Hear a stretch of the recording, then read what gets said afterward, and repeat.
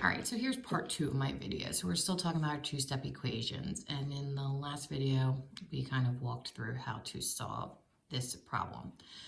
Now, my second problem down here looks very similar, but as we pointed out in the first video, it does have these parentheses in here, so it does change up what this means. So we're going to take a look at this one. And the way we would read this problem, the way we would think of this problem, is it's a multiplication problem.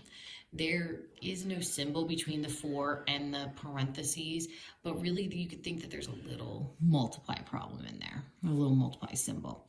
So going back to our distributive property, or even just going back, to our multiply problems, we can think of this is the number of groups. This is the number of groups. And this is the number in each group, or the size of each group in group. I start to write size, okay? So the 4 shows me how many groups I have, and then what's in the parentheses is the number or the size of the group to equal that, okay? So we could here do just like we did the other one. We can draw a picture. So my equation says I have 4 groups that each are x plus 8. So I'm going to start by drawing my hanger, and I'm going to try to draw it a little bit smaller here. And so I have 4 groups of x plus 8. So I have x plus 8, x plus 8. That's 2 groups. X plus 8. That's 3 groups. X plus 8, that is 4 groups. It's just going back to our basic math skills that when we put 2 things together, it is adding. So I just put them together. And so I'll use my little green pen here so you can kind of see my groups here. Okay, each one's the same with this x plus 4, what's in the parentheses, and then the 4 is telling me how many groups I have. So I have 1, 2, 3, 4 groups. And then my equal sign is saying that this side is going to be equal to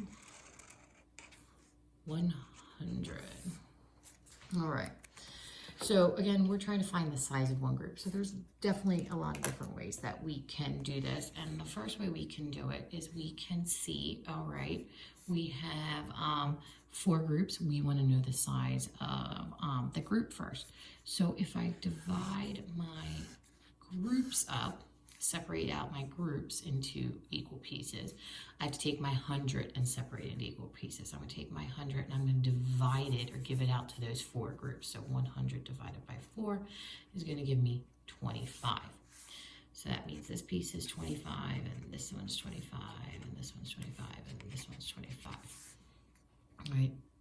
So I'm going to go ahead and I'm just going to look at the bottom here because we know all of my groups are the same size. They're all 25. And we know all the x's have to be the same.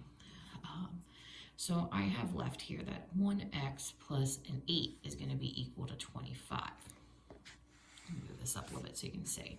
So 1x plus 8 is equal to 25. If I get rid of this 8, if I subtract that 8 off, okay, we're going to end a little lopsided. So I'm going to take my 8 away from this side too. So 25 minus 8 is going to give me 17.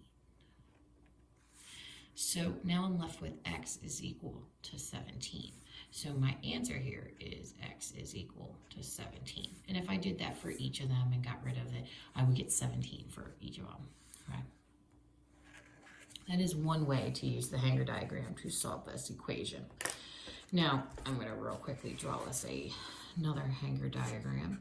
And remembering I have groups of x's and 8's, and I have 4 of them.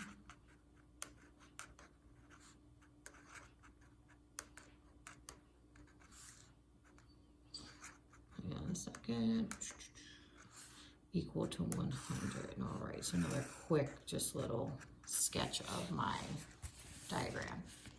Okay, so same thing, you can see I have 1, 2, 3, 4 groups that are all equal to x plus 8. They're all the same size. So we could do like we did in the first problem and just go ahead and subtract. So if I take 8 from this side, I'm going to take 8 from this side. I take 8 from this side, so I'm going to take 8 from this side, because every time I take 8 from over here, it's going to start to get a little lopsided, so I got to take it from the other side so it goes back to being even. So I got 84. I'm going to get rid of this 8. Get rid of this 8, so then I'm going to have 76.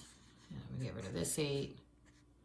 I'm just taking them off in pieces, so now I am down to 68. Okay. So what do I have? I have 1, 2, 3, 4 x's left that are equal to 68. So this 100 now is 68. Well, I'm running out of colors. We can still use red. So now I would do my division. And I would take my 68 and I would divide it between those 4 x's. I'm going to break it up. And then if I do a little long division, 68 divided by 4, 4 goes into 6 1 times. 1 times 4 is 4. Bring down my 8. 4 goes into 28 7 times. 7 times 4 is 28. Subtract, I got 0. So each of these is getting 17.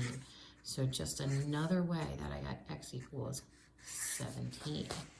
X equals 17. So let's go back up and solve this using the equation without drawing a picture. So I had 4x plus 8 is equal to 100. I'm just going to rewrite it. And I'm going to draw a line down here. That just makes me remember that whatever I do on this side, I got to do to this side. So that's kind of like my equal side. Okay. So when we have our parentheses here, there are, the first step you want to do is you want to do some division. So step 1, we're going to divide first this time. All right, the coefficient. The coefficient is this number out here, or this factor, okay? So we're going to divide each side by 4. So if I divide that side by 4, I'm going to divide this side by 4. Remembering that that fraction bar is a division symbol. So 4 divided by 4 is 1. They cross each other out. We don't need those anymore. I still have x plus 8. And then 100 divided by 4, oh, here's my equal sign. 100 divided by 4 is 25. Now I'm down to x plus 8 equals 25. Well, when I think, okay, well, what plus 8 equals 25? Well, I'm going to get rid of the 8 from this side, so I'm going to get rid of the 8 from this side. And then what do I have? This goes back to our one-step equations. Well, I still have my x left. Those cancel out to a 0, and then I would do 25 minus 8, and I get 17.